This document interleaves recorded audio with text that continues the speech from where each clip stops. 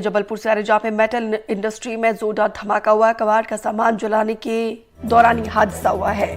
Blast के चलते जांच जारी है। कबाड़ी के यहाँ पर मिले पुराने सेना के बम जल। बम स्क्वाड की टीम कर रही है मामले की जांच। कुछ कर्मचारियों के फंसे होने की आशंका है। 4 लोगों के गायब होने की भी आशंका है।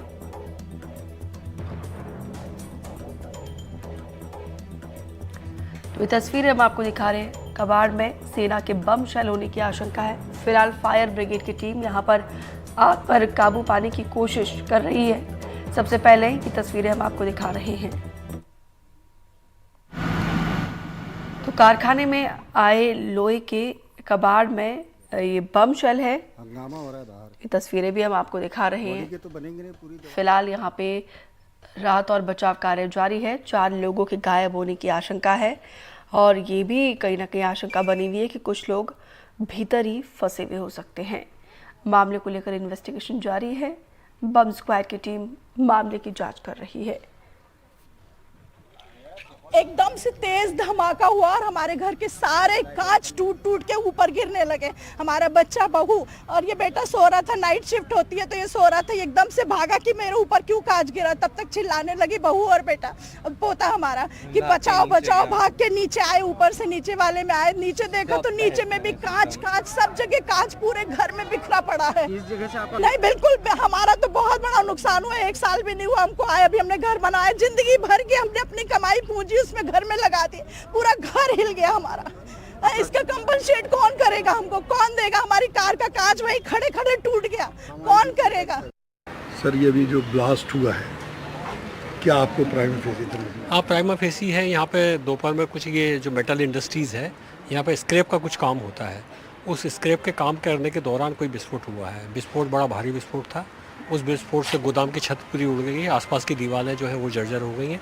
जो गोदाम की छत का जो फ्रेम है वो भी काफ़ी कमज़ोर हो गया है। जो आसपास की 2-4 इमारतें हैं, उन इमारतों में भी नुकसान हुआ है। ऑफिस में भी नुकसान हुआ है। ये प्राइमा फेसी खबर है। मौके पे संभवतः कुछ लोग वहाँ मौजूद थे। 3 से 4 लोगों के वहाँ मौके पे रहने की खबर है, जिनकी कैजुअलिटी की आशंका है। अभी ऐसा पता चला है कि किसी एक व्यक्ति का हाथ मिला है।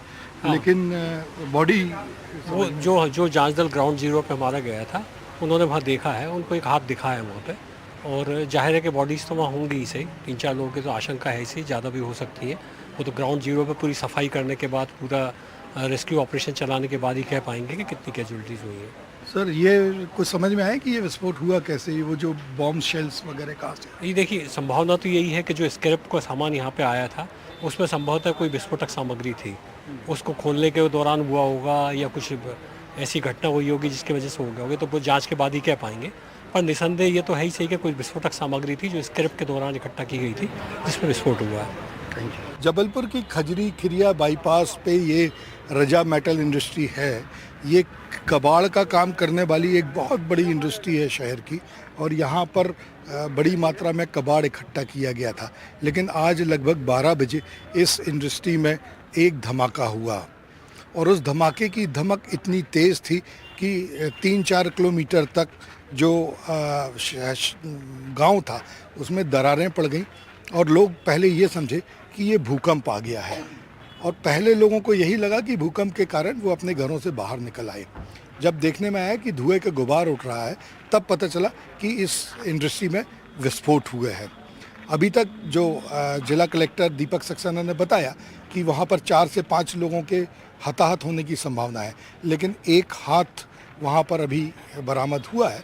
तो ऐसा लगता है कि एक व्यक्ति की जान जा सकती है, और बाकी लोगों की तलाश की जा रही है कि आखिर ये घटना के समय वहाँ कितने लोग थे। जो इसका मालिक है वो अभी पुलिस और प्रशासन की पकड़ से दूर है, और इस कारण से कुछ भी पूरी पोजीशन नहीं बताई जा सकती। एनडीआरएफ टीम, जिला प्रशासन का दल, पुलिस बल सभी अंदर जांच कर रहे हैं। चूँकि अंदर जाने की अनुमति इसलिए नहीं है क्योंकि जो बम शेल्स हैं वो कितने हैं और कब विस्फोट कर जाए ये नहीं कहा जा सकता। और दीवारों में जो सारी दीवारें क्षतिग्रस्त हो गई हैं उसके भी गिरने की आशंका है। तो कुछ घंटों में पुलिस बल ये जब उसको साफ करेगा, जब पता चलेगा कि आखिर कितनी लोग वहाँ पर हताहत हुए हैं, घायल हुए हैं या उनकी जानें गई है।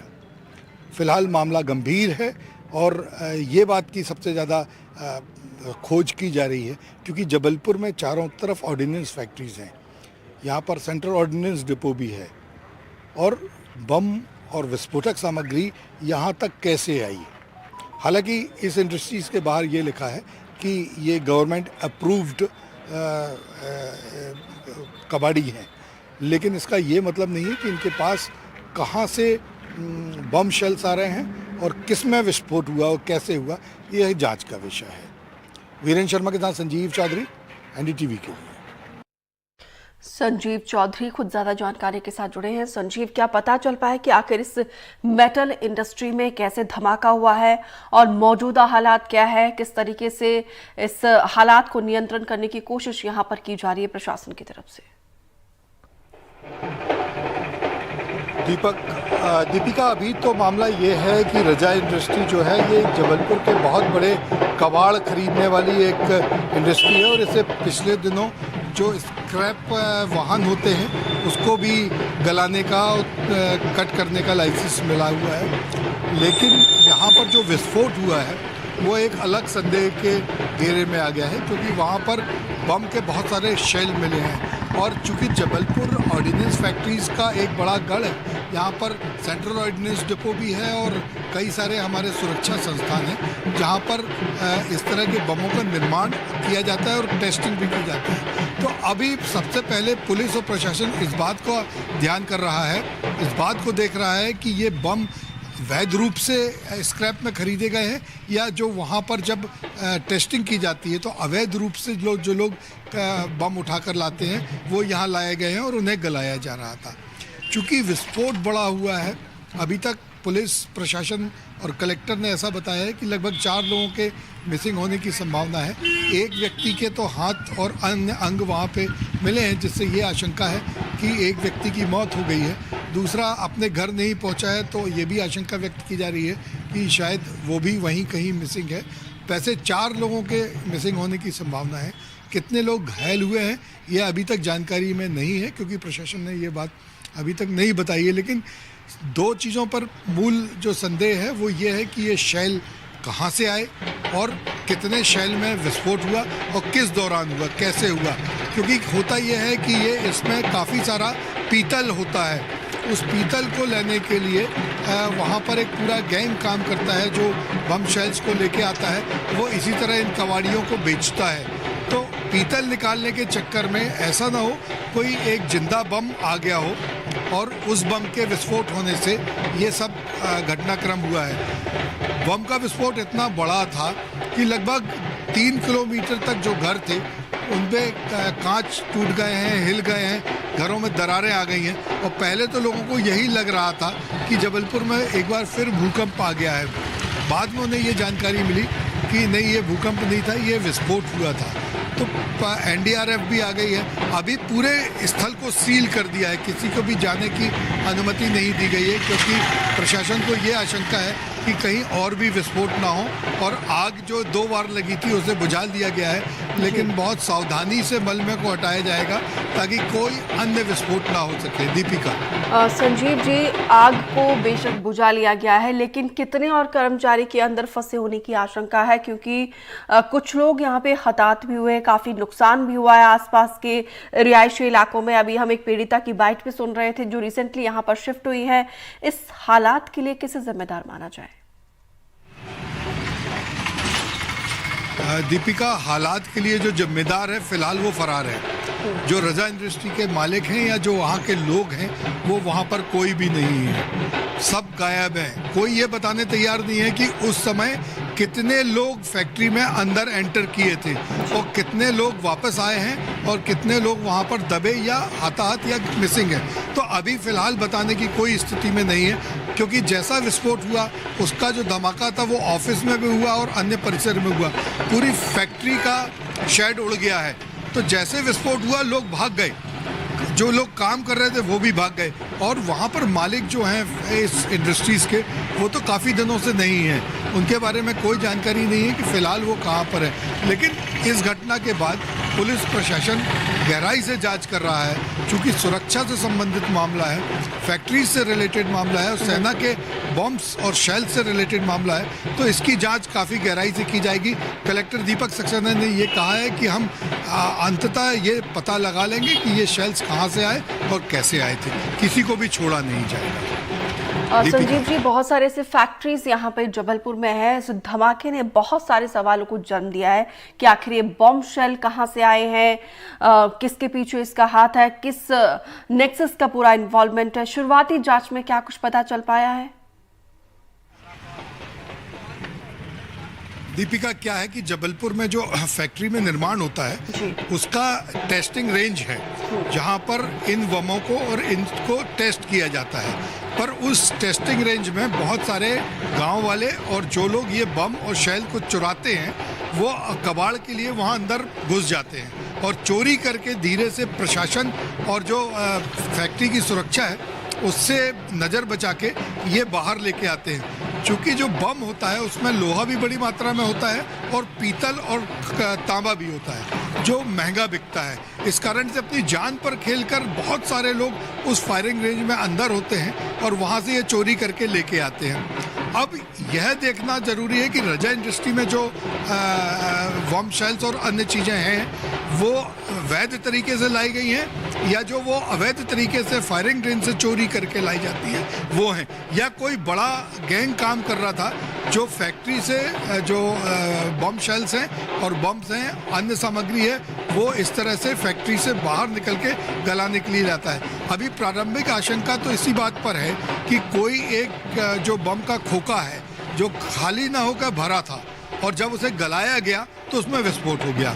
अब ऐसे और भी कितने खोखे हो सकते हैं जिसमें बारूद है जो वहाँ पे फायरिंग रेंज में उस समय विस्फोट नहीं किए थे, इसीलिए उन्हें यहाँ लेकर आया गया और जब गलाया जा रहा था तो विस्फोट हो गया। तो आशंकाओं के मद्देनज़र ही प्रशासन ने उस पूरी फैक्ट्री को और पूरे एरिया को सील कर दिया है और बहुत गहराई से जांच की जा रही है।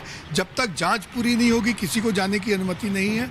एनडीआरएफ की टीम भी वहां पर लगी है, फायर ब्रिगेड की टीम। संजीव जी, दुख की बात तो ये है कि जब हादसा हुआ है उसके बाद इस फैक्ट्री को सील कर दिया गया है, क्योंकि जिस तरीके से आप कह रहे हैं कि लोग यहाँ पर स्थानीय लोग ही संभवतः जाते होंगे उस डेंजर जोन में, फायरिंग जोन में, इसकी जानकारी पता तो होगी प्रशासन को, प्रशासन के किसी भी अधिकारी कर्मचारी को, तो उस समय क्यों नहीं रोका गया?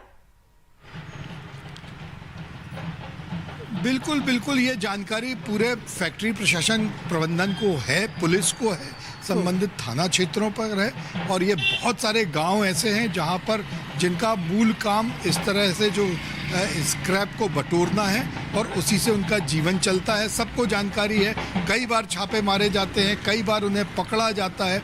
बहुत सारे लोग ऐसे भी हैं जो अपंग हो गए हैं क्योंकि जब उन्होंने कोई विस्फोटक सामग्री उठाई और उसके बाद विस्फोट हो गया। लेकिन प्रशासन इसको बंद करने में या इसको रोकने में पूरी तरीके से नाकाम है।